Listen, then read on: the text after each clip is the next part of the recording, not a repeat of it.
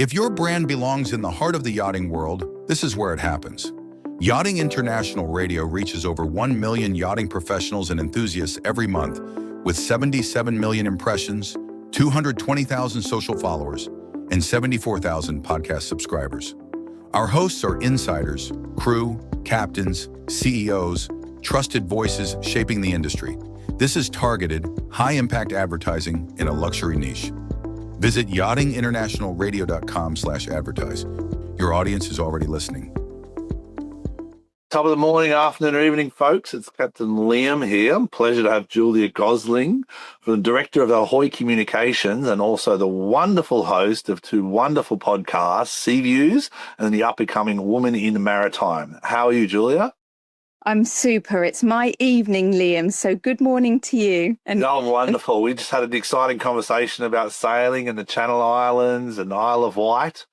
Tell us about your background in maritime sector, because it's 18 years with the Coastguard. You've really got a backbone information.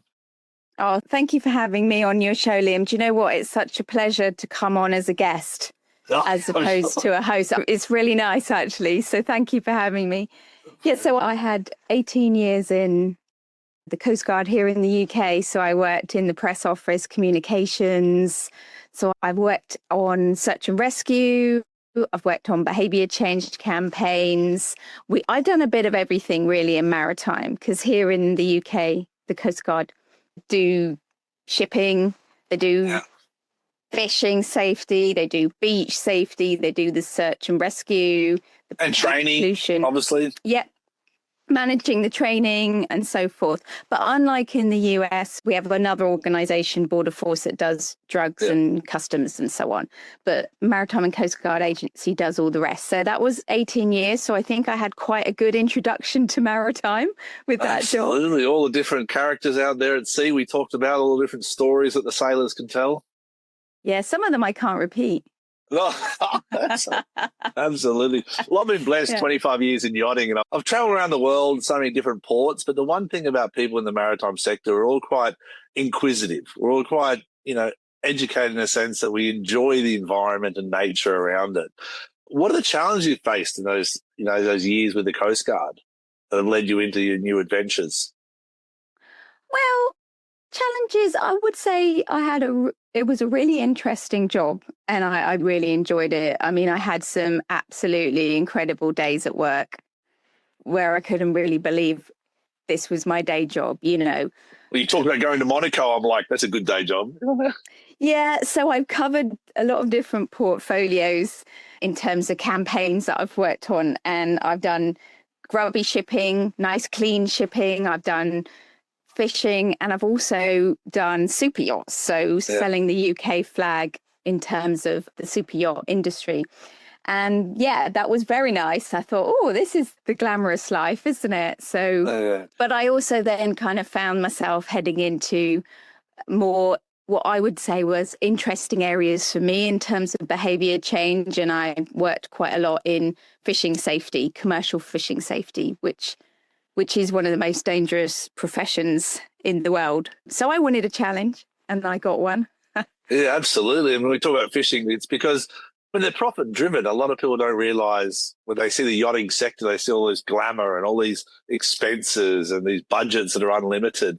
But the commercial sector of in the maritime business, it's quite frugal. They have to make margins, and they're there to make money. So how do you make that balance between discussing with a fisherman the importance of safety against the importance of profitability? Where does the line stand? Yeah, well, exactly. I mean, you and I know, Liam, that behind every part of maritime, it's got to be a business as well, hasn't it? Yeah. And there's always that balance. I mean, you walk behind the scenes on a cruise ship, for example, as I've done when I've gone on inspections, gone behind the scenes, you really see what really happens behind the scenes. They need to make money, and it's the same in fishing. So it is a challenge to change people's attitudes and change their behaviour. And I tried a lot of different things when I was in the Maritime and Coastguard Agency, and we found that actually telling fishermen that it was very dangerous and they were going to die they were completely desensitized to that. You know, fishermen know that. They all know someone or they've lost someone. You don't need to tell them that, and it doesn't really mean anything to them. And the other thing that I was told when I was working as a civil servant in that kind of realm was that fishermen weren't very clever. And I was horrified because when I actually went out on boats and I started meeting fishermen and getting to know how they tick, they are not stupid. No. They might not have had lots of qualifications in school, right? But they are clever. They are intelligent. They are running a business and they are making risk assessments, dynamic risk assessments, if you want to call it that, every single minute of the day that they're out there. Absolutely. And also the sacrifices they make. They go to sea. I mean, people don't realize when you undo those lines from the dock and you go out to sea, you know, the MCA is there to help and save you should you do a Mayday, but you're on your own. Yeah. And or you have the responsibility of your crew. And I've made the vessel and the asset. Yeah, it's a lot of responsibility. So there's been some challenges in terms of finding the message, but I actually have always found, and I really believe it, and I've looked at the research into this as well, that you're better to try and change someone's attitude using a positive emotion rather than negative. So many of the campaigns that I've worked on, like in the UK, we had a campaign called Home and Dry, and it was really all about appealing to the pride in your profession as a fisherman rather than telling you that you weren't doing it right. And I think if you appeal to that, and also being a woman, I'm not afraid to say the word love your crew. I mean, I know people in fishing who do love their crew. You know, I've seen what they buy for them when they're buying the food for the 5 days that they're going out. You know, they do care for their crew in the most part. And I think appealing to people's positive emotions is more effective than negative, as in scaring people. So I always say, scared. A boat's a boat. You know, they're all the same in a way. But when you put people on it, you give it a heartbeat. And that's why I give so much back to the crew that I work for, because the boat doesn't change so much. It's built, it's obviously deteriorating, but the heartbeat of any program is the crew. And how do you maintain that morality? How do you maintain that motivation? You're talking about Sea Views. Tell us about that podcast. How did that start and what have been some of the highlights of that journey before we go on to your new podcast? Oh, yeah. So I left the civil service about 3 years ago and I wanted to venture out into new areas. I stay in Maritime and I started Ahoy Communications and I work with some really interesting charities. So some real forward-looking charities in Maritime. And I started working with a charity called the Seafarers Charity and a couple of other charities as well. But you might have heard of them because they are behind a lot of the international funded charities that will be helping in yachting, for example, and helping with seafarers that might need welfare or mental health assistance. So they fund a lot, well over 2 million each year. Wow. 2 million all raised as charities. Well, they have they're a very long established charity. So they do raise money, but they also have money and they're really brave about what they spend it on. And they will spend it on things that are structural problems rather than glory projects. And I really admire them for that. But I work with them and I work with some other charities as well. And it really opened my eyes to what amazing amount of knowledge there is in this industry. And I've met a lot of very interesting people and I just wanted to share some of it. And I wanted other people to meet and know some of these experts in their areas and hear these stories. So that was how it started. And I being a press officer previously as well, I had to be a jack of all trades. So I knew a little bit about everything. But if I didn't, I knew who to ask. And so I found these people that are just the best experts on all kinds of topics. And in Sea Views, we do cover such a range of topics. We cover loads and loads of hot topics in Maritime. So we've done super yacht safety. We've done international fishing safety. We've done, fishing boats to tankers. In fact, we've done something right up your street, Liam, is we had a really interesting episode on toxic leadership. Now, that sounds really bad. Oh. I'm not saying you have toxic leadership. In fact, it was leadership. it was leadership, but it was a little bit more of a sexy name for the episode, so sorry. Absolutely, yeah, no, I love it. I love it. Transparency is the key in leadership, I think. I do work in PR. Yeah, the hook. Yeah, exactly. So it was really interesting, though, because we had another super yacht captain, Liam. It wasn't you, I'm sorry. And also we have a guest on who's a ex-Navy XO. And so it was so interesting to hear about how these issues with leadership, they are faced by everyone. It could be faced by everyone in maritime. And it was as much about trying to be good leaders as the poor ones that we've all encountered. So we cover such a range of topics, but they're not just applicable, I would say, in maritime. Quite a few of them would be applicable to quite a few different businesses and professions. But we've got a theme of safety. So I suppose ultimately we would I envisaged it potentially improving seafarers' working day, maybe saving a life one day. We cover a lot of issues, and we do cover the theme of maritime safety. In most of our episodes. Yeah. Well, I mean, it's the most important thing. Every Monday I talk to the crew, and I always say, at the end of the day, we're measured by how many mistakes we make, and that creates incidences that then create an accident. So safety is the most important thing, I think, in this sector. But you talk about leadership. Leadership, I think, in the maritime sector changes so much based on gender, culture, roles, vessels. What are some of the key traits that you've seen in your experience as a host, also in the MCA, that you've looked as leaders and say, what are the key traits you've seen as a successful leader that people can learn from you? Well, I mean, it has been studied quite well, because obviously the human element is so important in incidents and accidents. And so often it is a contributing factor, if not the cause. So it has been well looked at. And I would say, from what I've seen over the years and been involved in a number of incidents, it's very interesting to see how attitudes have changed. Leaders seem to be more aware now of this human element and how they might be able to do something about it. I would say maybe more open to training to get better, because we can all learn and we can all get better at our jobs. And if you're a leader or you want to be a leader, well, maybe, you're not born always that way. Yeah, exactly. You have to keep improving. Yeah, and actually you hit the nail on the head there. You've got to have an attitude that you can still improve and that you are not there yet, ever. I think you've also got to be vulnerable, and you've got to be, have uncomfortable conversations with yourself and your crew, because, let's talk about mental health for a minute. As a man, it's a very difficult conversation of how I feel and to change how I feel.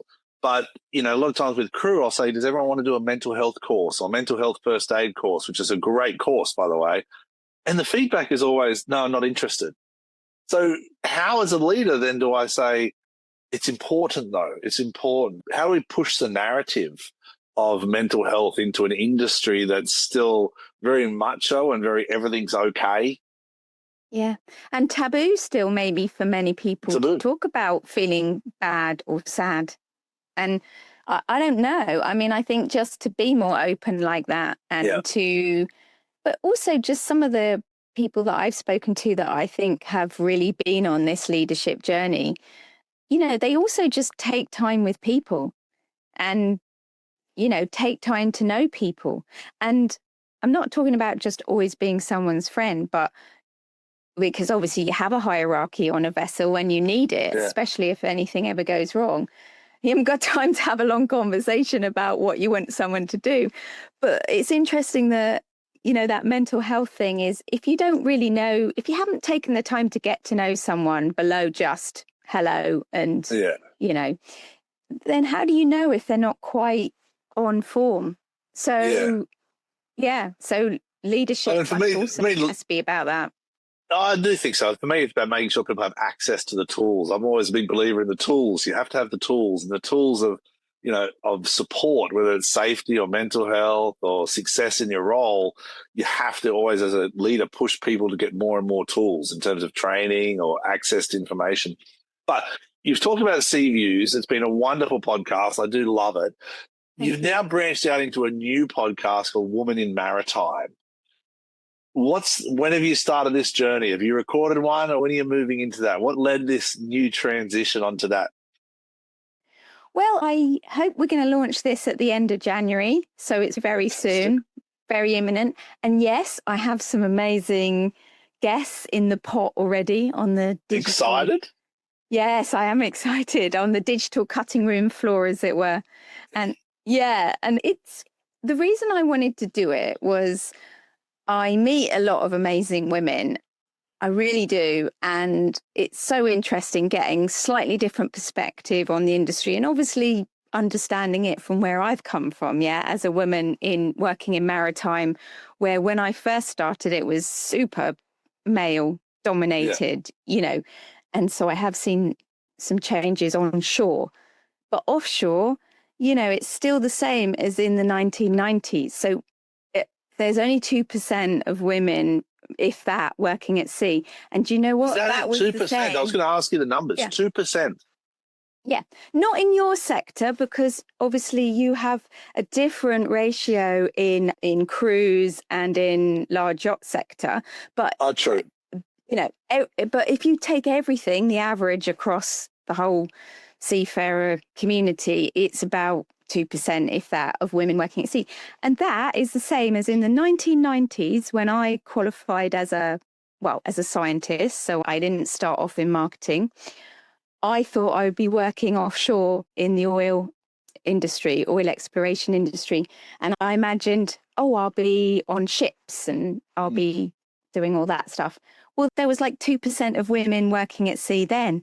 And now I'm gone into marketing and communications and maritime, and I sort of staggered to find, well, it's still the same. It's still the same numbers. So why don't women aren't Why is it? What's your take on it? Why do you think? Just because it's... Well, I think there's several reasons, some of them quite grim.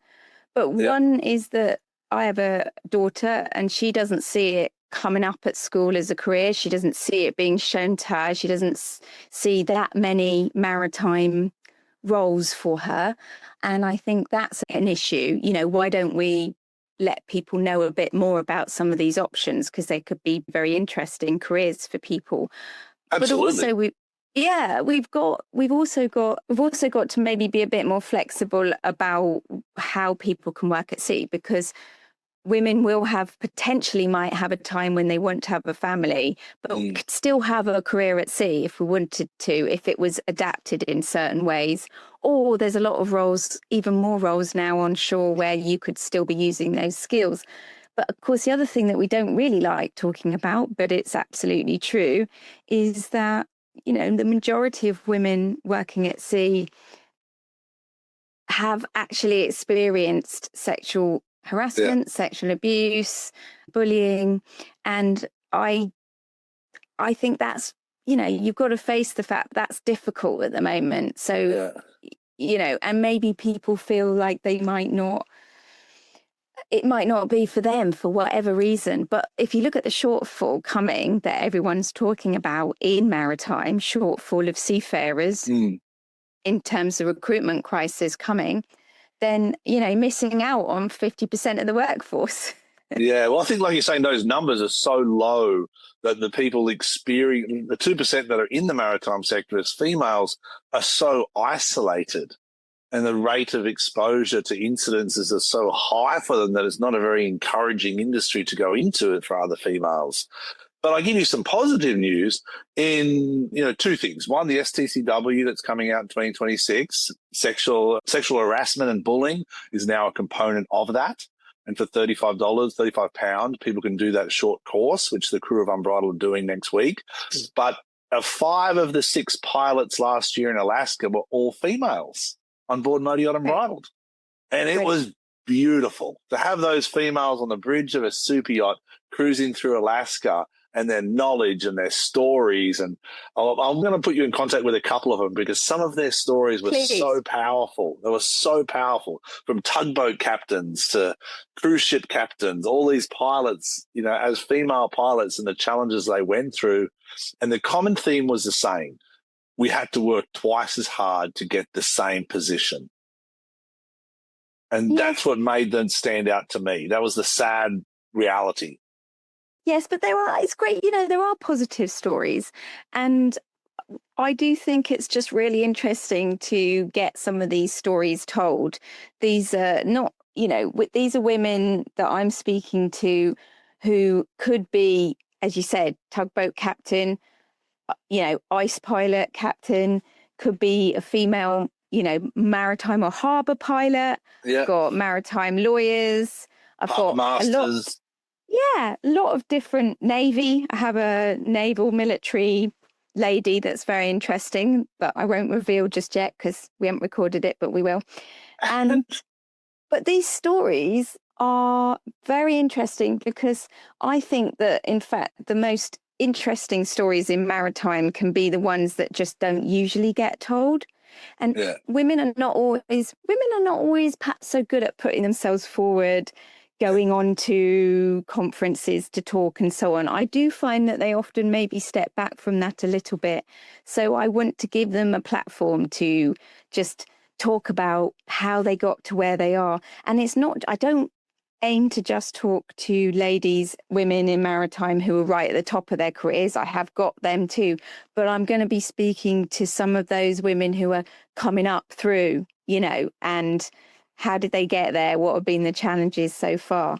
So we've got some really interesting women to hear from. And they've had some challenges. You know, we have some candid conversations. But absolutely. I mean, it's a challenging environment. It's rewarding. Like, the thing is, I don't know, with yachting in the maritime sector, it's usually rewarding. The positives you get after a safe passage, and the benefits of a career at sea in terms of sometimes tax benefits or sometimes leave ashore. There's huge benefits of it, but the challenges are real. And I think as a woman entering that environment, as long as you're aware and can protect yourself and put yourself in a safe company, I think that would be a good founding start, correct? Yes, correct. And I think also the attitude of the people around you is so important. So I would really champion, you know, the men who are real allies to women, because it's not just about women maybe having an issue. It's also, how do the men treat the women? How do they be an ally to those women on the ship? And that's very important as well. And there's some absolutely brilliant male allies that I have spoken to or worked with, you know, people that have always held me up in maritime and have never treated me like I couldn't do anything or wasn't up to it because I was a woman, you know. And a lot of women have got those stories. So it's not a man bashing thing in any way. It really isn't. And obviously a lot of women are working with great male colleagues who are just, you know, great allies to work with. Yeah, well, for me, it's the company. I think a lot of times when crew are looking for a job or looking to expand their careers, I think they should spend just as much time focusing on the position or focusing on the company as much as the position, because the company's policies are what we need to rely on. We need to rely on that equal opportunity, there's safety in the workplace, and there's networks in that workplace that can support you. Like you're saying, you know, people who support women in yachting, people who they have a space, they have maternity leave, they have different, you know, positives about the company that will, this historical information that makes sense. But yourself, as you know, as a female in this maritime sector, you've gone through some huge growth periods, I'm sure.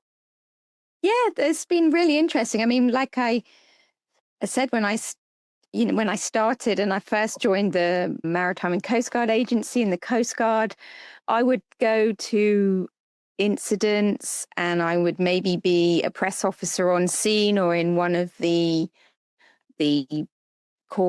rooms where we would be discussing what was going to be happening that day or with the incident. And I would often be the only woman there. And that happened quite a lot. A lot of the times that I would go out and about, it then changed, the makeup of people within different organizations. I noticed a lot more female press officers in the police, for example, that we would liaise with, and more female, in the Coastguard itself. So it did change, but generally, there has been some funny times. There was quite a big incident here in the UK, and we had to set up a press conference on a Sunday in the port of Southampton here, and we'd always do a pre-brief before a press conference, so all the speakers know what they're going to say.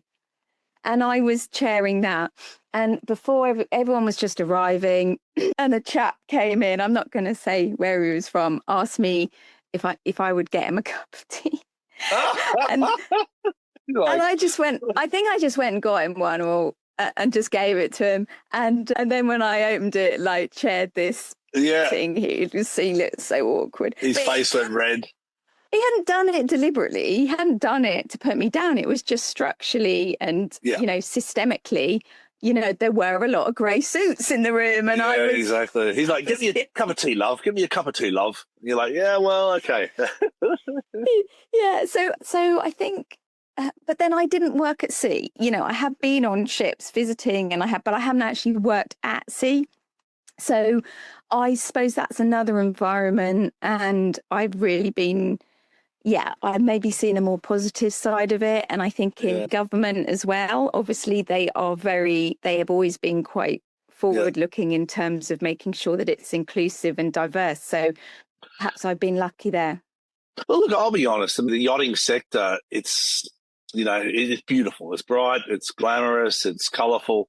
But the things I've seen, owners, brokers, the industry requests of different, females in this industry, it's not equally balanced. Like you're saying about that cup of tea, it's just not equally balanced. And the demand, of females have to work twice as hard to get the same role. That's the reality. And that's what we're trying to change the narrative. But I want to identify the positives that female or women bring to the workforce. And as a captain, the officers I have that are females are much more organised. They're much more efficient. But most importantly, they care more. They have a lot more pride in their work. And this isn't man bashing. This is just me being transparent of the trends I see. And when we have a female officer, the chart work's done more efficiently, the passage planning's done more efficiently, the engagement with the crew, the drills are done more proactively, and the natural caring of a female in the workplace is something I think a lot of, different vessels in the maritime sector can benefit from. What are other positives you see if we can balance this 2% to 98% out? What are some of the other positives? Well, look at what makes a good team. It's not having people all the same, is it?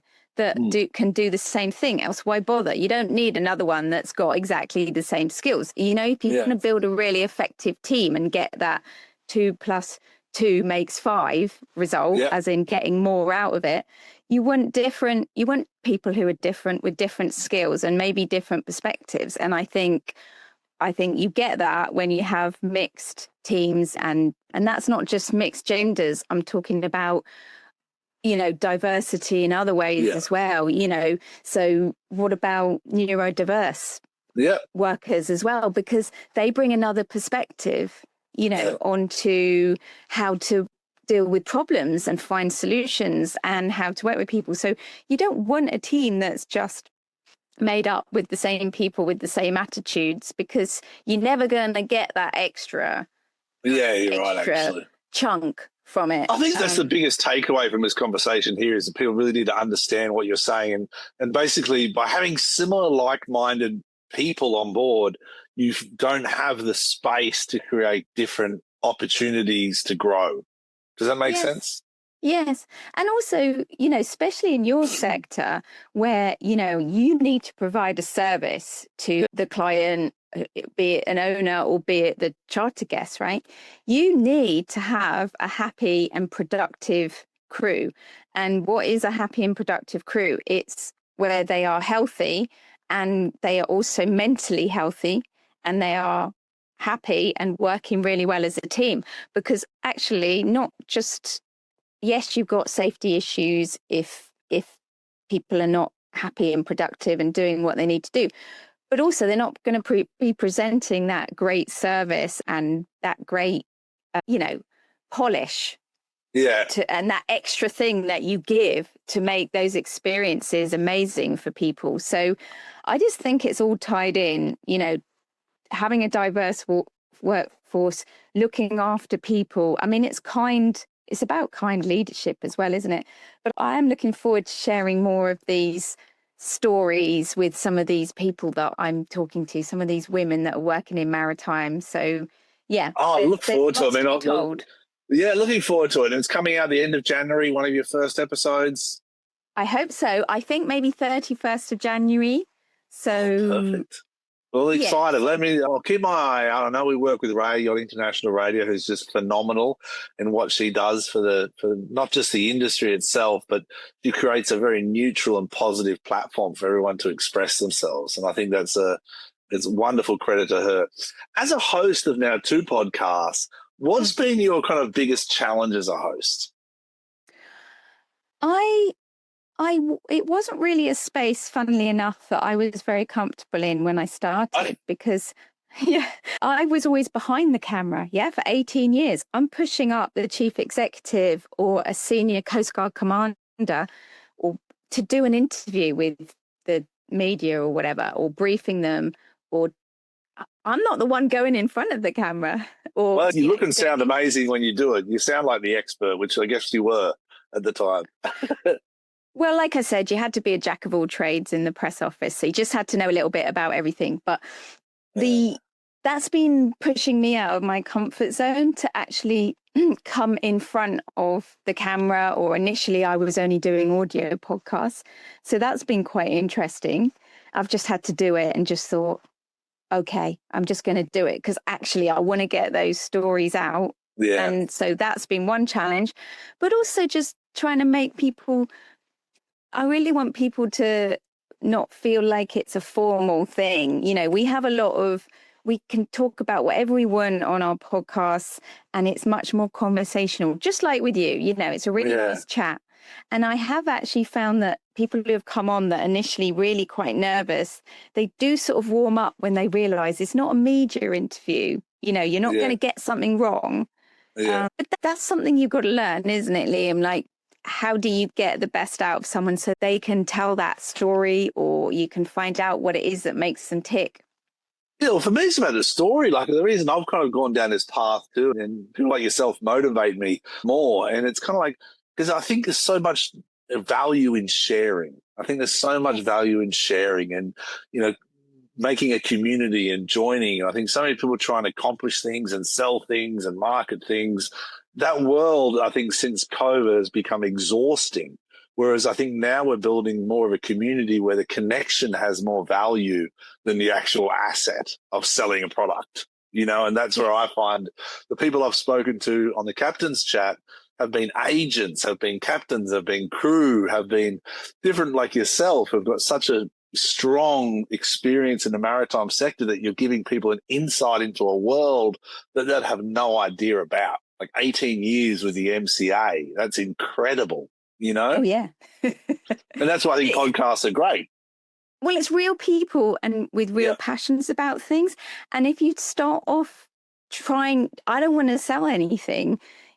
I'm very fortunate that Seaviews is funded by the Seafarers Charity and it's supported by CHIRP, which is confidential human incident reporting program. So they saw value in it. I was going to do it anyway because I was really passionate about what I was doing. But they said, no, this is really good for us because it gets that safety message and that resource out to a bigger audience. And if, start off doing something you're passionate about with people you're interested in, okay? Yeah. And everything else will follow. Yeah, exactly. I think I listened to an article on this weekend that I think it was Nora, I forget her surname, and she says, the older you get, the more you realize your days are getting shorter and shorter, and you've got to spend them doing what you love and invest in that. For me, it's nature. Like, you'll be behind the Alaska background. It's on my days off, I go for a hike and I spend with my family, and then I engage in beautiful conversations with you. So I think it's important that people do focus on what they love. But in closing, how can people find you? How can they reach out? How can they be guests on the wonderful new show called Women in Maritime? Oh, great. Yes. So Sea Views is already on all the platforms. So if you just put in Sea Views, as in the sea, then you will find us. We're on all the podcast platforms. We're also on YouTube. So Sea Views is also on YouTube, and it's on the Yachting International radio channel as well. And also the Women in Maritime podcast will be on the same places. So we will have it out on all the podcast platforms, and it will be available on YouTube as well. Fantastic. So they can reach out to you through both platforms as well. Yes, and I'm on LinkedIn. So if anyone wants to find me, Julia Gosling, Ahoy Communications, I'd love to hear your story. So please, reach out to me. Fantastic. And I'm going to get you those 5 pilots' names too from last season. The female pilots we had in Alaska last year, from the moment they boarded till they departed, was just a wealth of knowledge, positivity, experiences, and some of their stories about being a female tugboat captain in Nome, Alaska, really changed the way I kind of looked at women in maritime, to be honest. Living and working in these tough environments that men almost couldn't handle, whereas a woman stepped in and took over these roles. Brilliant. Yeah, please do. That sounds really good. I'm always interested in hearing more and finding more really great guests for Women in Maritime. Thank you. Well, thank you for your time, Julia. Wish you all the best and look forward to speaking to you again in the future.